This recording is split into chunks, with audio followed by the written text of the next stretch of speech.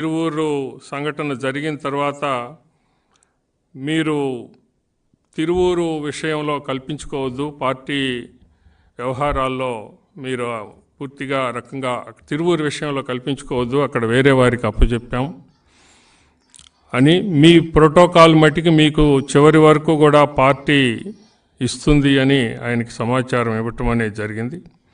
అయినా కూడా ఆయన అక్కడికి రావటం, ఆ రకంగా అభ్యపత్సం జరగటం, ఇవన్నీ కూడా మనం చూసాం.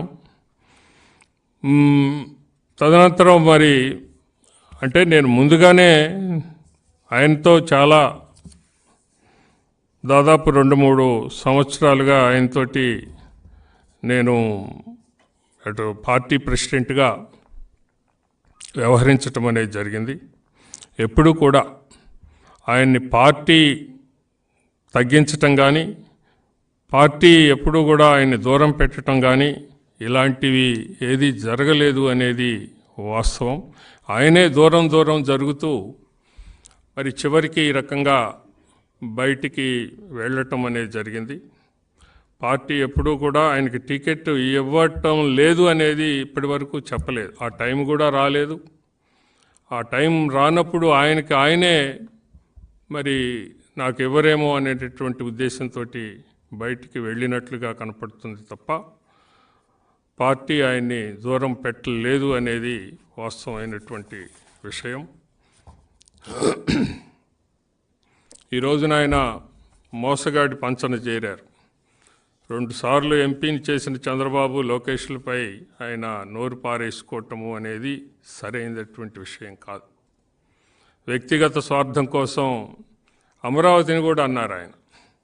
అమరావతి ఆంధ్రుల రాజధాని అందరూ కూడా కావాలి అని కోరుకుంటుంటే జగన్ ఏదైతే 3 రాజధానులు చెప్పారో దాన్ని సమర్థిస్తున్నట్లుగా ఆయన మాట్లాడటం అనేది జరిగింది. ఇది నిజంగా ఏ రకంగా ప్రజలు హర్షిస్తారు అనేది మనం ఆలోచించాల్సినటువంటి అవసరం ఉంది. అలాగనే ఈ సైబరాబాద్ అభివృద్ధితో హైదరాబాద్, సికింద్రాబాద్తో పాటు తెలంగాణలోని అన్ని జిల్లాలు అభివృద్ధి అయ్యాయి. అమరావతి కూడా సైబరాబాద్ లాంటిదే. దానిపై నిందలు వేయడం అనేది కేశినేని నానికి తగదు అనేది నేను అంటా ఉన్నా. పోతే విజయవాడ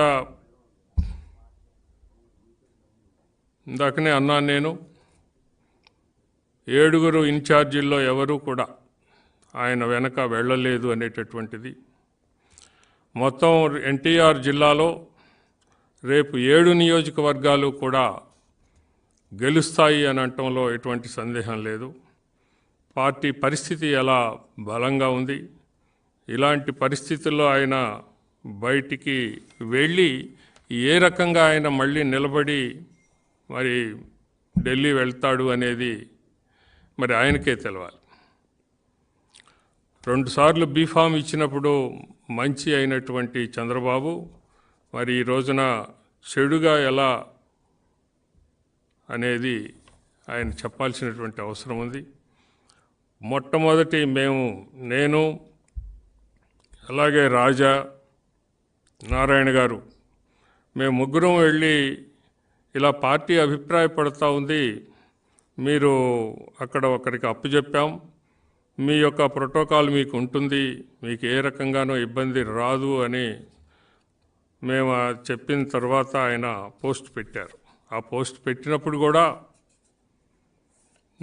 చంద్రబాబు గారు ఏదైతే ఆదేశించారో నేను తూచా తప్పకుండా పాటిస్తానని ఆ రోజు మీరు చెప్పారు. చెప్పి మళ్ళీ తర్వాత అనేక రకాలుగా మాట మార్చుతూ మరి ఇప్పుడు చివరికి ఒక